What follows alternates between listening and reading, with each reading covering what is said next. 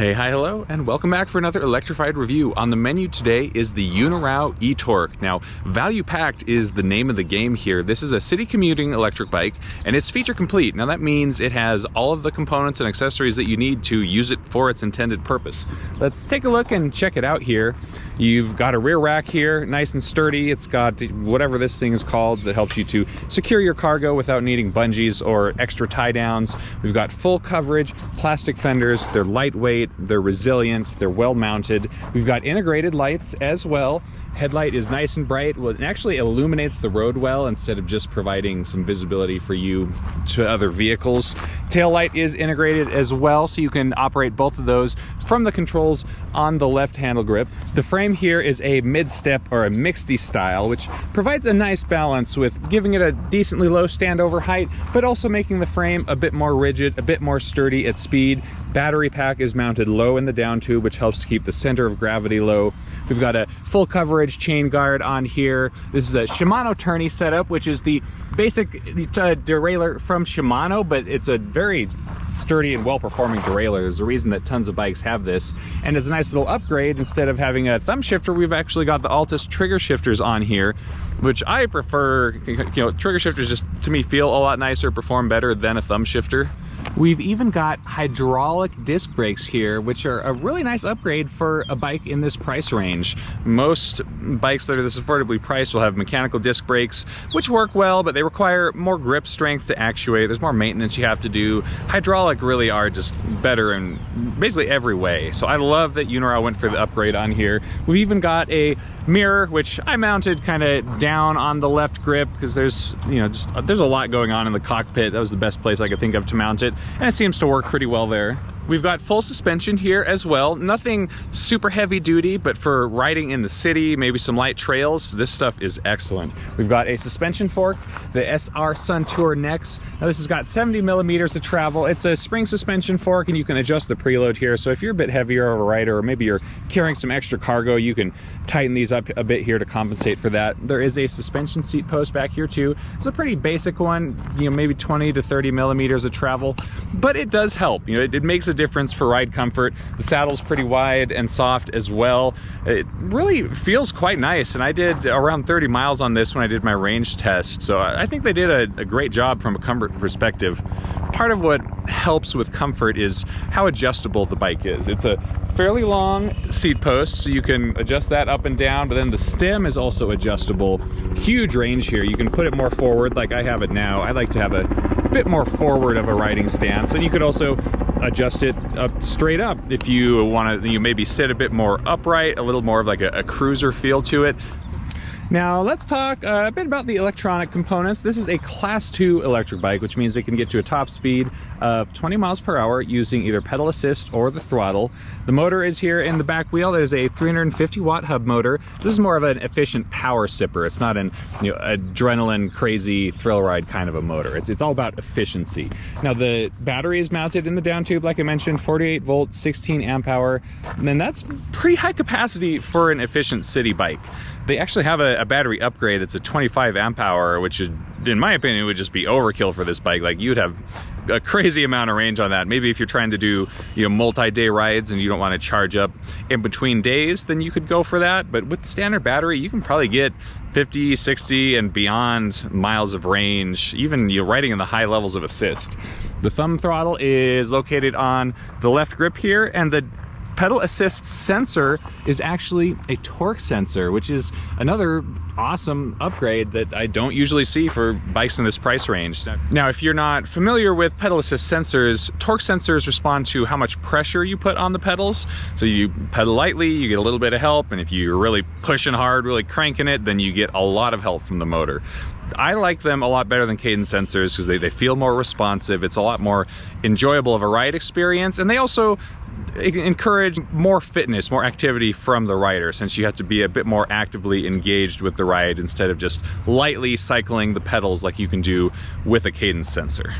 Speaking of getting the bike dialed in fit-wise, if you've never bought an electric bike before, or even if you have, often the best way to get one is to go to a dealer. You can test ride it, you can have it professionally fitted to you by the dealer. This makes a big difference, and I was pleasantly surprised to learn that EUNORAU actually has a very large dealer network now. They have over 400 dealers worldwide. A ton of those are in North America.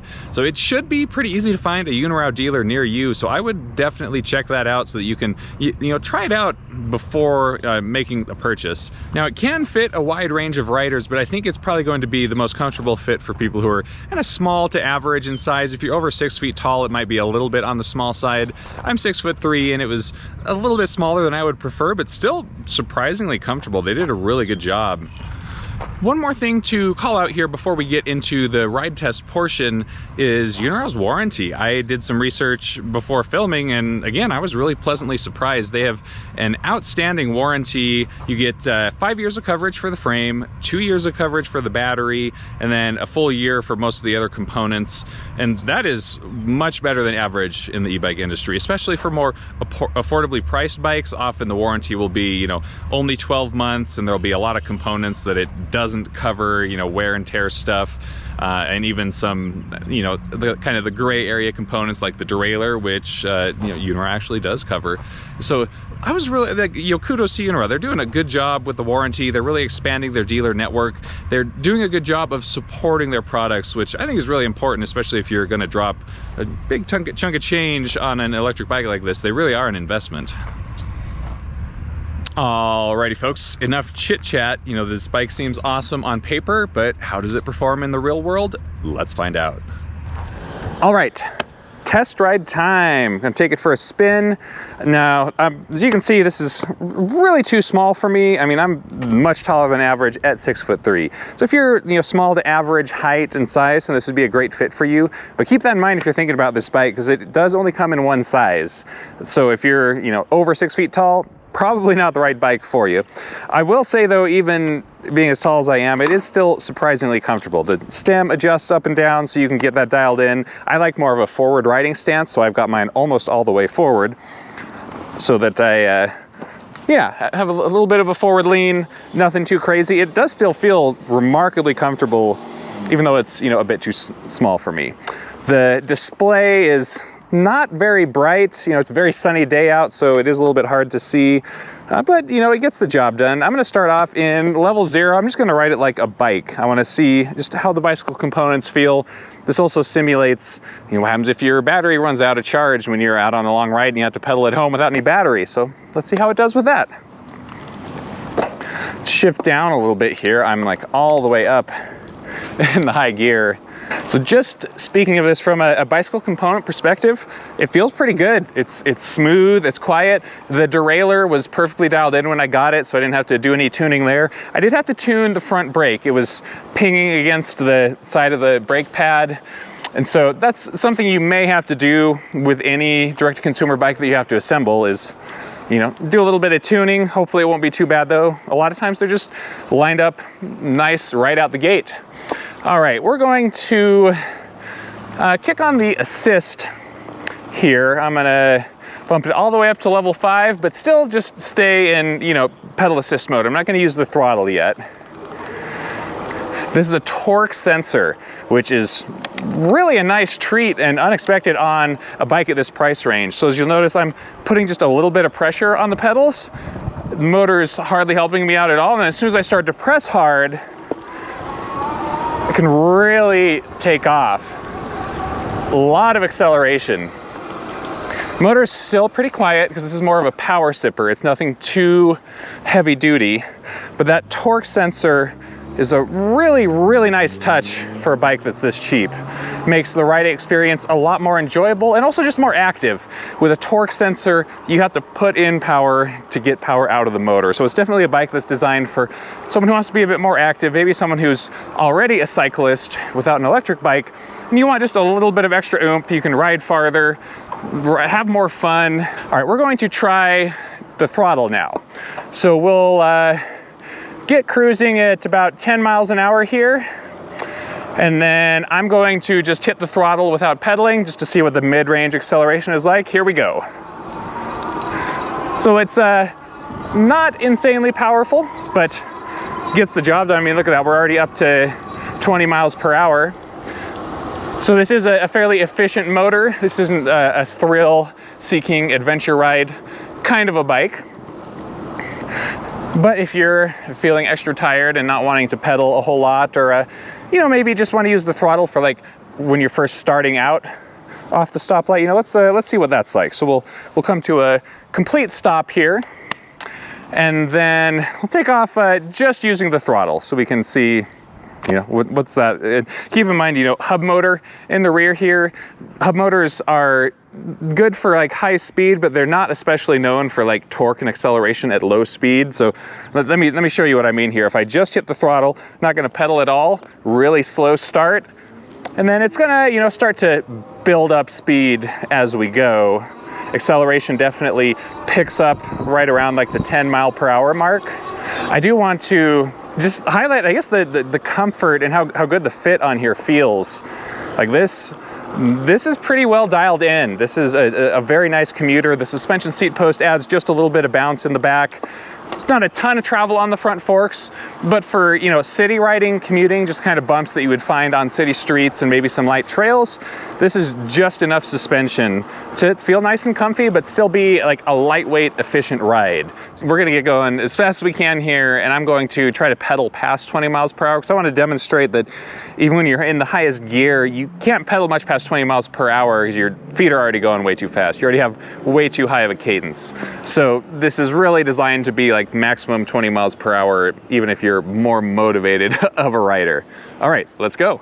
I'm gonna use the throttle a bit to really take off. We're at 15, getting on up to 20, and like now here at 20 miles per hour, like my legs are really going fast. I could push it maybe a few miles per hour faster, but you know, this is about the limit for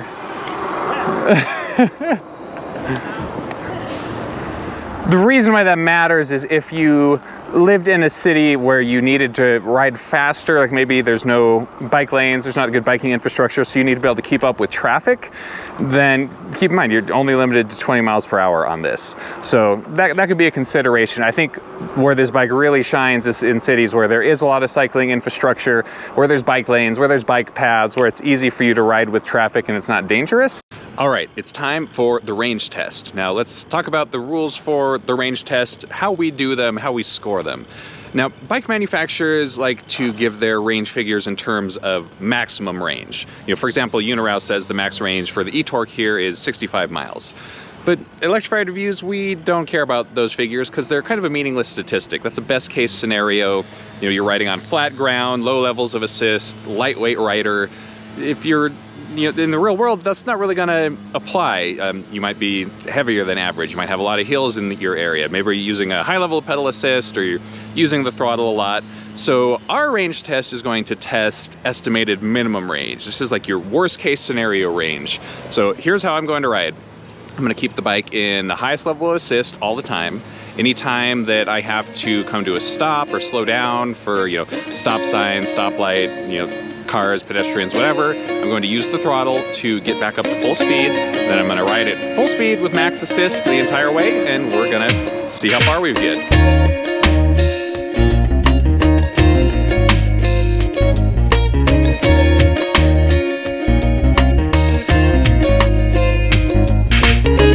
Pit stop to show off the view. It is absolutely gorgeous out here. The forecast today was actually rain all day, but that's Colorado for you. Way on the south side of town, there's the e-torque. This is a cool little observatory out here. I've actually never been over here, so I thought it'd be cool to stop and check it out.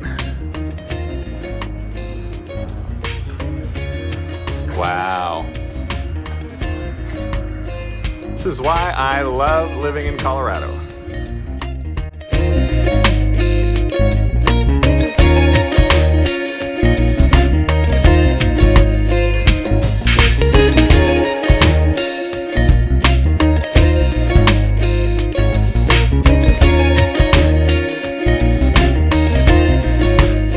We're up in the foothills proper now. I'll move move around so you guys can get a view. I'm up near Horsetooth Reservoir near Fort Collins. Back here you can see the city of Fort Collins down there. So pretty good elevation gain just to get up here, and I don't know, probably a mile and a half of distance maybe. So I'm definitely pushing this bike further than what it's designed for. And I was just curious, you know, if I threw going up the side of a mountain at it, how would it do? It was a lot more work for me. I definitely had to put in a lot of effort pedaling up the hill, but I was still able to make it and be only a little bit winded, which is good. And you know, this is a commuter. It's not meant to, you know, tackle mountains. I just wanted to see how it did. So, all right, I'm gonna ride back down the mountain, back into town.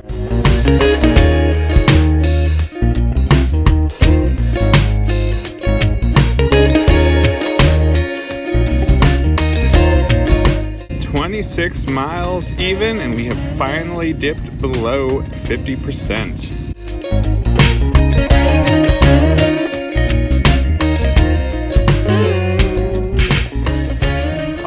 It's official, the e-Torque has more range than I do. I've got, let's see, 34.1 miles on the odometer for today. Battery still has 36% left, and I'm spent. Butt hurts, my legs hurt, I'm done. So this is something to keep in mind for really any electric bike. You know, it has a maximum range, but what's your maximum range? You know, how long can you be in the saddle? If you're not planning on being in the saddle several hours and riding more than 30 miles in a single day, then the e-Torque has plenty of range for you. I think a realistic worst case scenario range would be around 40 to 45 miles. Now, keep in mind today, I was really pushing it. I mean, I had it in the highest level of assist. I was using the throttle a lot. I rode partway up a mountain. If you're just doing normal city riding it like a bike, you're gonna get plenty of range out of it. Okay, my friends, now that I've really gotten to spend some in-depth time with the e-Torque, honestly, I think it's a home run for EUNORAU. It's very well designed, it's feature complete, it's got a large dealer network so that you can get in there and test ride it and get support. It's got a great warranty. This is really like an outstanding, budget-friendly city commuting electric bike. And if you're somebody who's maybe never had an electric bike and they're thinking about getting into it for the first time, I think this would be an excellent choice. The only things that I would, you know, ask you to keep in mind are, like, one, if you can, like, get into a dealer and test ride it. Just make sure that it feels good for you, that it's a good fit, especially if you're a bit, you know, taller. If you're over 6'3", then it's definitely worth trying out first. You can buy it online. You know, the dealer's the best way to go, but you can buy it on EUNORAU's website. It's $14.99. If you buy it with our code that's in the description below, then you can save yourself 5% on that. It's got free shipping, so that's an awesome deal. If you live, you know, maybe out in a more rural area and you don't have any dealers near you, then that's certainly a good option. So that is a wrap for today. Now, if you want more information on this bike, head on over to electrifiedreviews.com. There's a link for the full written review down in the video description below. We've got all of the detailed specs. We've got high quality photos. We've got compare tools, search tools. You can compare this head to head against other electric bikes, other electric vehicles, scooters, skateboards. It's lots of good stuff. So get on over there, check that out. If you own one of these, or maybe you own a different EUNORAU bike, or maybe you've just got questions about it, then holler down in the comments section and I'll get back to those. And you know, thanks for watching, thanks for coming along. I'll catch you guys out there on the next video.